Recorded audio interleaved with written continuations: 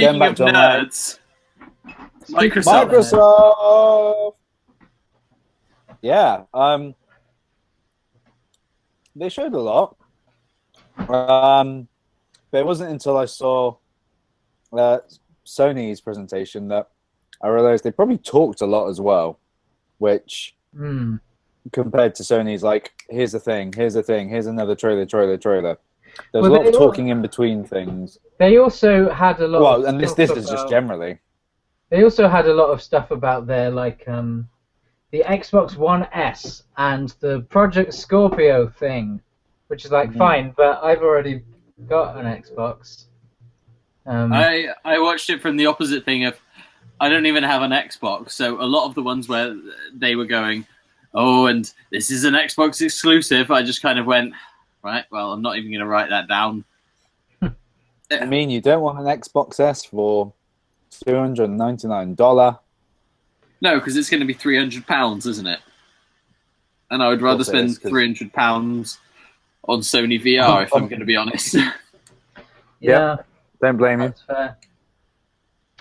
Well, shall we go through the list? Yeah, sure. Yeah. I was Gears? generally underwhelmed by console stuff, but there was one or two things which, if they are exclusives, because some things I was saying to McGraw earlier, are a little unclear as to whether it's a console exclusive, a timed exclusive, or it's across all platforms, but they're just announcing it, kind of thing. Yeah, there's a lot of stuff like that across the board. Gears of War 4. That looked fine. That looks like Gears of War. 4. And I'm a little bit disappointed that there wasn't more to that, because I like Gears of War, but I've got so many other things that I like in about the same level at the moment, and at the moment I'm finding it difficult. I'm finding it difficult to find reasons to prioritize this or to care more about this than a lot of other stuff. And I'd like to like it. I have gotten, I don't know how far through Gears 3. Bindi and I were playing it together, and finding it difficult to want to go back. Just because it was so much the same as the first two games, and I really enjoyed the first two games. When I was playing Gears 2, I was so in it. But then I think it was just the amount of time that passed between 2 and 3 was just that bit too much. It was like it was like a year later than I was ready for it or something, and I had just kind of moved on. I'm sure it'll be good, and I'll be really interested to see more about it. But based on this, it just seems like more Gears of War. Yeah. And that was a little bit disappointing. I like seeing Laura Bailey. She's a good voiceover artist, great. and I think she's cool. But that was my highlight of the Gears of War presentation. It's disappointing if that's one of the supposed stronger Microsoft exclusives now, flying the flag. If that's the thing they have to lead with and say, this is the big game of the year to get excited about, that worries me for Microsoft. From that side of the department. You can get that really sweet-looking Xbox Elite controller with covered in blood. Gears of War. Do you know the thing that confused me about that? Well, not it didn't confuse me, but it was like you spend, what is it, 150 quid or something on this like super elite controller, which is supposedly very nice. I hear that they feel really good and stuff. If you like how it looks, that's cool. But the thing is, on the D-pad of the controller, the weird like hexagonal plate thing they've got, on the Gears of War one, they've printed the symbols for the guns on the thing there.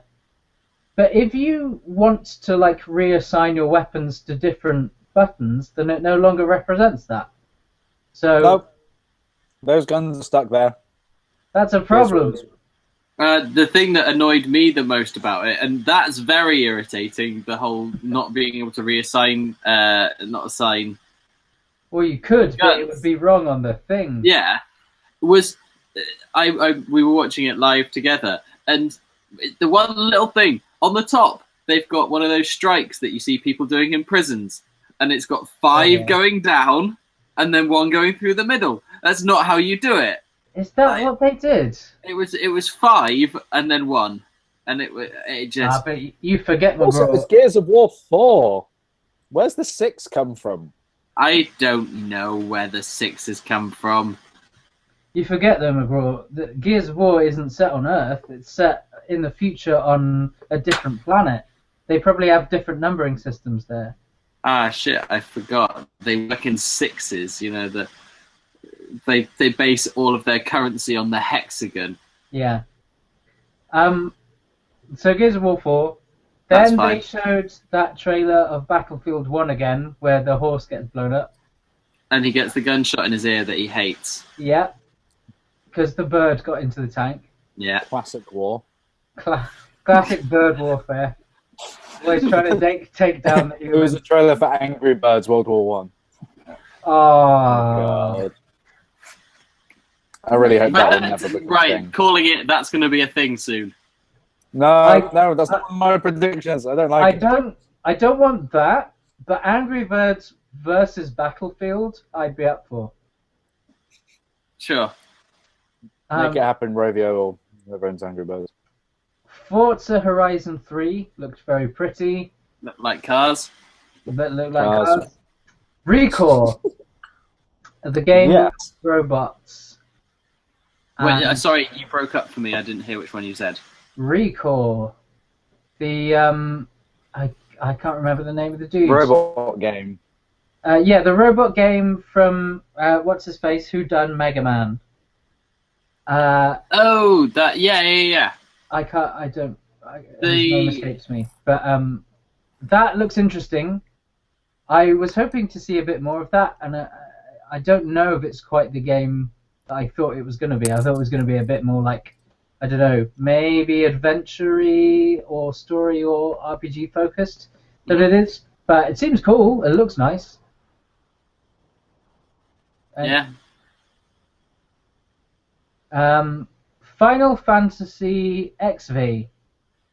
That was a terrible gameplay. Like, it was rubbish, wasn't it? It was shit. I was so like, imagine being one of those dudes. You've flown all the way from Japan to demo the thing, and it just comes off like that. Not pointing any fingers or anything. It was a shame for everyone involved. It just made the game look 15 in general, I think looks good, but that looked rubbish. I'm not into Final Fantasy. No, I will, however, say this is a sidebar on that, but it's only because it wasn't mentioned anywhere as far as I could see. I will be playing the Final Fantasy VII remake when it comes out, because I never played the original. The last Final Fantasy game I loved was Final Fantasy VIII, and if it's as good as it claims to be, but I'm playing it for the first time, that is a genuine reason why I would get a remastered game in that context. But otherwise, Final Fantasy is... I played 13 and it was dreadful, and I'm out. My experience with Final Fantasy has been I played probably a third of 10 and thought it was okay, but then I hit a wall and I was like, no, I just can't be bothered.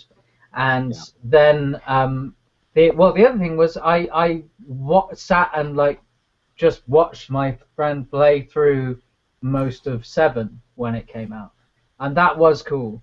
And especially because I didn't have to do any of it, because I didn't understand it at all at the time. Final Fantasy VII, that famous game where you play a squall. Squall! Squall! Jamie. It wasn't. It's not my fault. My brother sent my very first email. it had school in the title, but he missed an I. Instead of putting VIII for Final Fantasy VIII, he put VII. And anyone who knows Final Fantasy will instantly call me up on that shit and go, school isn't in 7. I'm like, fucking no! My dickhead brother, and this is why I have a boring adult email address now. I still use my other one. Yeah, right. Enough Final Fantasy chat. No, it's got more. Killer Instinct! That's still Killer Instinct. It looks fine for what it is. But boy, did having General Ram highlight the fact that Microsoft has no interesting characters Yeah. to put in anything. Like I said, if Gears is their lead IP, Jesus Christ, they're going to Well, it's not even that. Like, have Marcus Phoenix or something. The Cold Train. He was kind of a side character that was barely a character. He was kind of a boss that was irrelevant after the first game. Yeah, but Ram.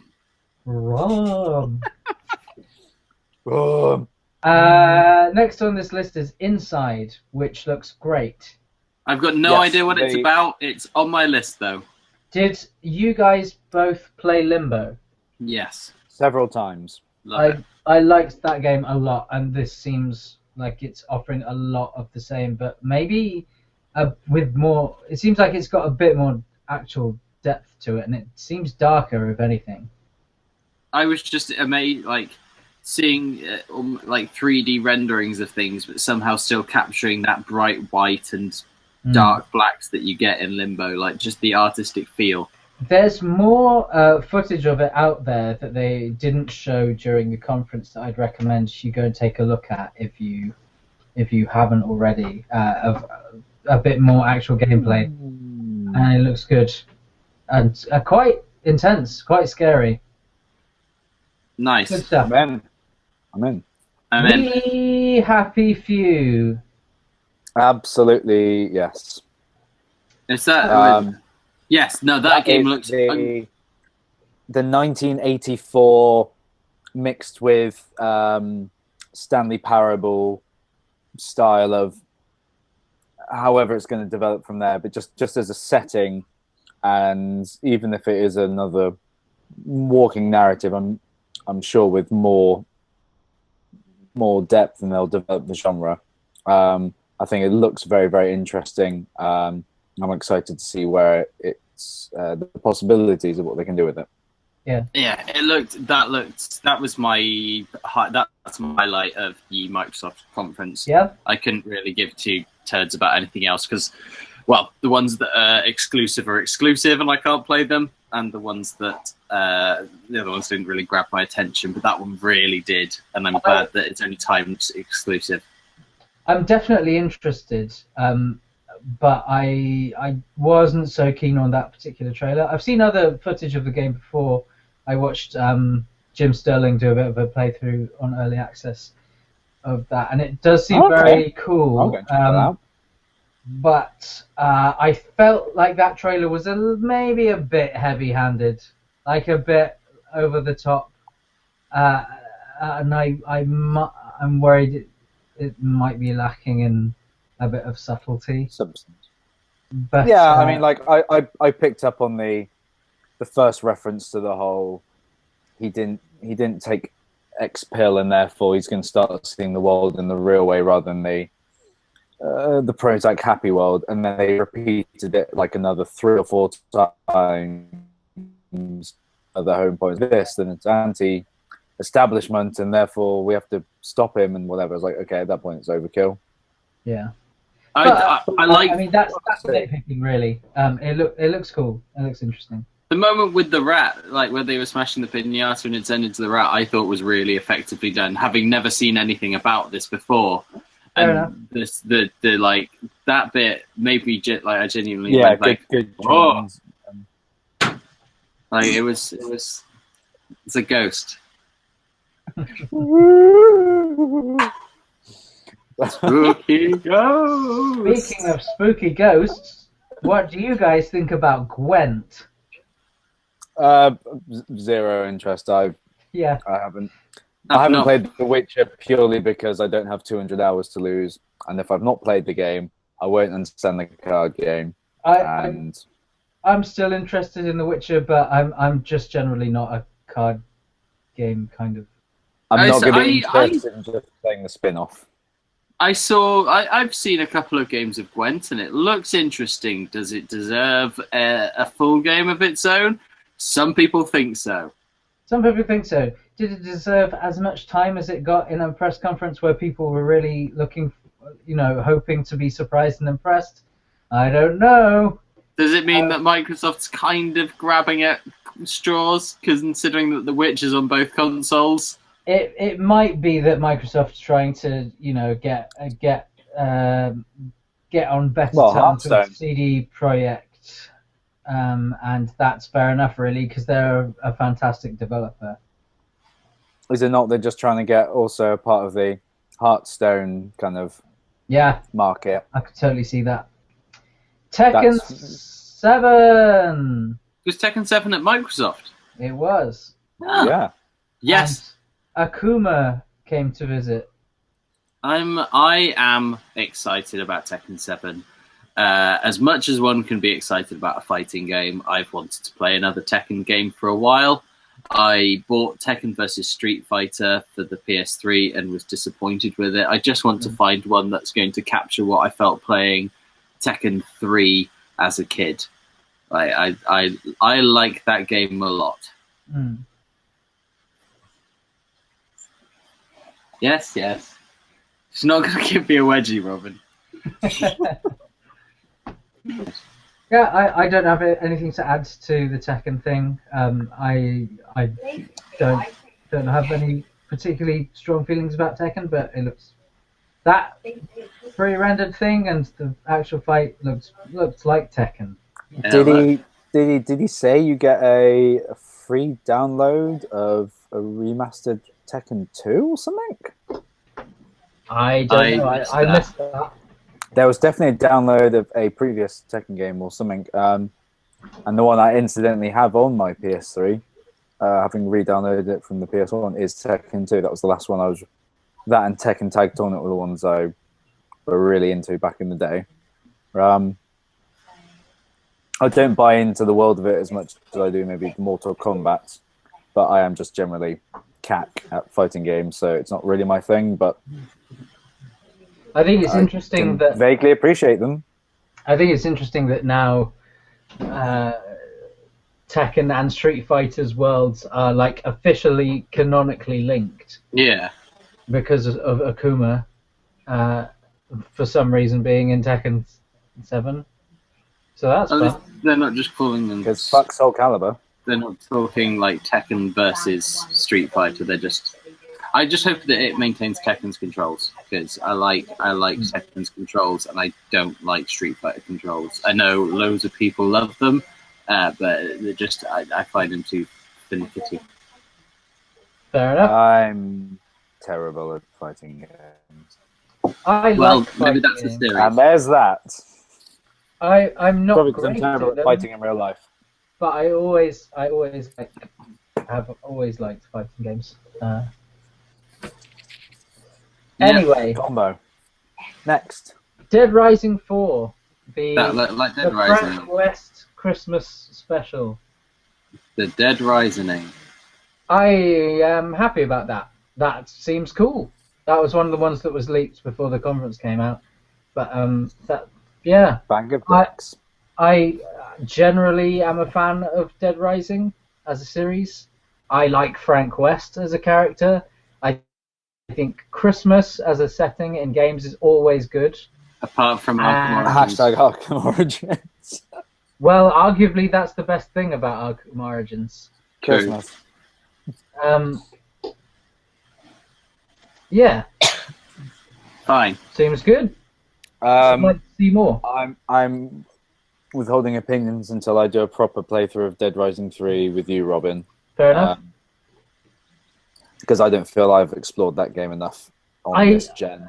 Yeah, I think Dead Rising 3 is. I think it's just fine. It's not great, and it's not everything I wanted out of Dead Rising in general. I'm hoping that that's what they're coming back to in 4 because from what I hear, apart from the fact that it's Frank West again, apparently it's set in the Willamette Mall again, same as the first game, which says something, I think. So that'll be interesting. Something. So tentatively Interested. looking forward to that. Let's talk about Scalebound. Yeah. What do you guys feel about this? Because at the moment, I'm really lukewarm on this. I'm distinctly meh. Yeah. I'd like to be more enthusiastic about it because I generally, I respect Platinum, and it seems like the kind of an interesting action RPG kind of thing they're going for here. Apart from the fact that the main character looks like the massivest douche nozzle in the world, I don't know, that sequence was not particularly engaging. No, I thought it looked a bit boring and just it didn't. He just looked like a rubbish Dante from Devil May Cry, but with less of the it didn't even suit the era, and it just I don't think it's not aimed for me. I think when it comes to E3, there's such a showcase of games, plus all this other stuff that comes out. If there's anything I'm even vaguely lukewarm on, that's me almost zoned out of it, because realistically, I will never get a chance to play all these titles, so I have to be really, really fussy with the ones I'm interested in. Because even then, I'm interested in a handful of these games. I still probably won't play some of them for whatever reason. It's going to get cut down even more from there. So for me to even want to talk about some of these things, they've really got to do something special or really appeal to my interests in Scalebound. Just was. Yeah, I think that's totally fair. Now I've relocated. Good. Relocation. I was saying. Sorry, I'll just briefly wrap this up. I think it is telling that you don't feel this game is aimed at you, McGraw, given that you are generally a fan of Devil May Cry, which is exactly this kind of genre, and that you're good with dragons as a concept. You'd think marrying those two things would work for you, is what I'm saying. I can see that, but I liked the first Devil May Cry game when it was dark. The subsequent ones, and they just they got more wanky as they went on. And dragons are fine. Dragons are cool, but all I'm saying is it's a genre. It just on paper seems like it should work, and for some reason there's something a bit off-putting about all of it. That's all. It feels almost like it's trying to put too many things together and go like, look, it's cool, and you're like, yeah, but yes. Yeah. Whatever it is that is good about that game is not, if there is anything good about it, that the developers are enthusiastic about. Whatever that element is being lost in translation somewhere. Yeah. Anyway, Sea of Thieves. Speaking of lost in... No. It didn't need to segue. Sea of Thieves. I see. This might be my highlight of Microsoft for me. I think it's going to quite heavily rely on jolly co-op rather than twatty online play. But I could instantly, like we were saying earlier, the way it was a gameplay demonstration, but the way it was put together in terms of some of those people may have just played it for the first time, and the fact that it wasn't like a let's sit down and play it through, it's just like here are the highlights kind of thing. Yeah. It felt I think it was the most organic. Let's just get some people to work on this kind of thing. Definitely one of the better gameplay trailers. That was the one that I was super excited about not having an Xbox for. That was the in fact that was the only one that I was like, oh man, I wish I had an Xbox because that looks like a lot of fun. The rest of the games I was just like, yeah, whatever. I But was straight away thinking, this boat, I want to be on this boat with Robin, Bindi, and McGraw, and one of us is going to be steering, the other one's going to be firing the cannon, and then they get a leak, so then they have to go down into the hull and try to patch it, and they don't, and the boat sinks, and he's trying to swim they left one of the guys on shore, like all those things about it. Yeah, they're clearly onto something with that kind of like co-op nonsense. I think that's really cool. I have slight reservations about what the game is actually going to be like when you get it, you open the game up, stick it in, and you're there on your own. yeah, Like maybe you're waiting for an hour for your friends to turn up, or maybe you don't have friends. Is there anything there for you? I have questions about that side of it. yeah, I'm hoping those will be answered next time we see anything about this game. As far Yeah. as it was, for sake of discussion, a multiplayer only, I'll be way more interested in playing that with some people than I would be, say, playing the first Titanfall as a Yeah. multiplayer only thing. Yeah, no question there. It's just it's Substance, isn't it? There are only so many like multiplayer only games that can succeed at one time in the world, yeah. and it's difficult to coordinate those kinds of sessions for a lot of people. So I hope there's more to this than that.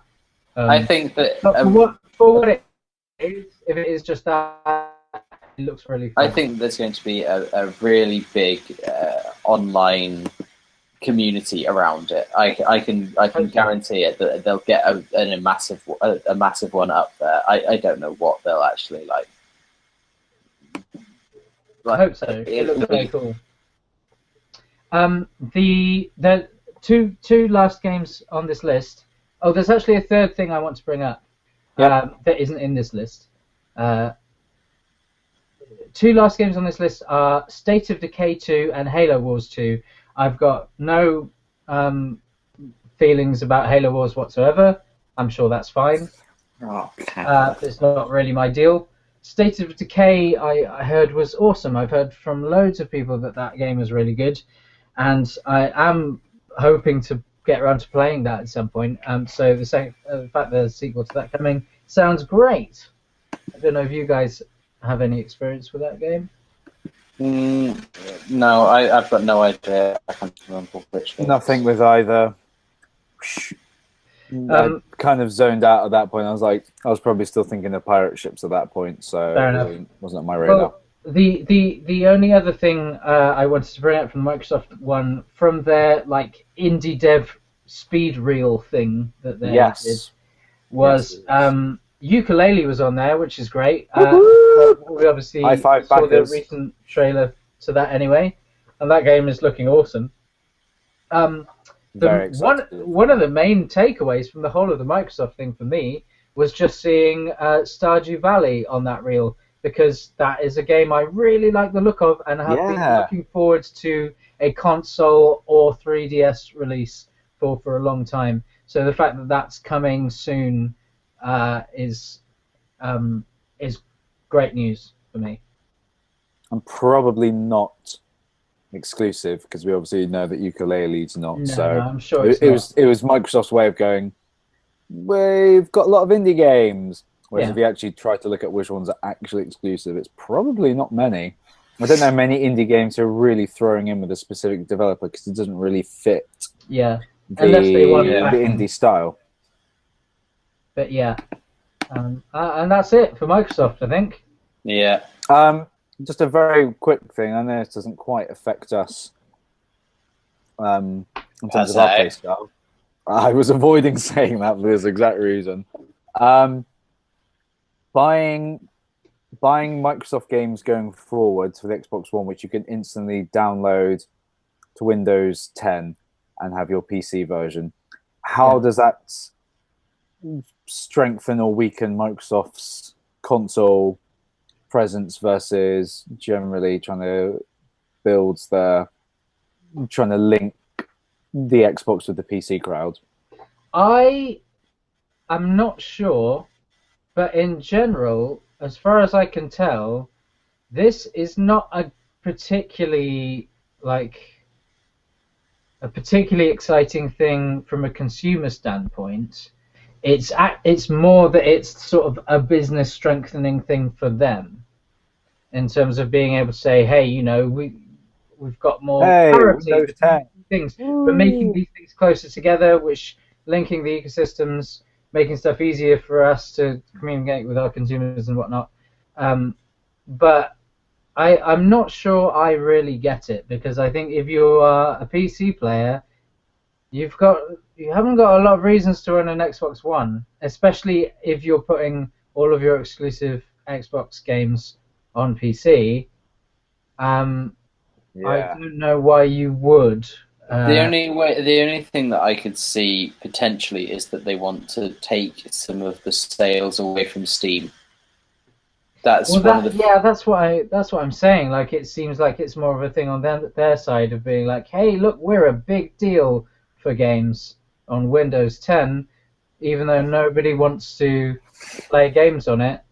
It's literally just if you happen to have a PC that you can play games on, even if you don't regularly already, and you are an Xbox One owner, then you own some games on this thing, and let us help you get into our ecosystem. The privileged minority. It's just I don't really get it. I think I don't think it's as big a deal as they are making it up to be. We have forgot the one, you know, really key and Xbox announcement, that you can change your controllers, which does look quite cool, and you can listen to music while you play games. Biggest cheer of the night. God forbid you record. Oh, God forbid you record that and then get flagged on YouTube for copyright. The person who whooped for being able to listen to your own music on that was one of my most instantly angry reactions to anything throughout the whole of E3. Just, what are you doing? What's wrong with you that is worth applauding? I don't People. get it. I think that's the note we leave it on. I won't lie though, I did go on the creator controller thing and played around with it. I wish there were more options. It's not that great.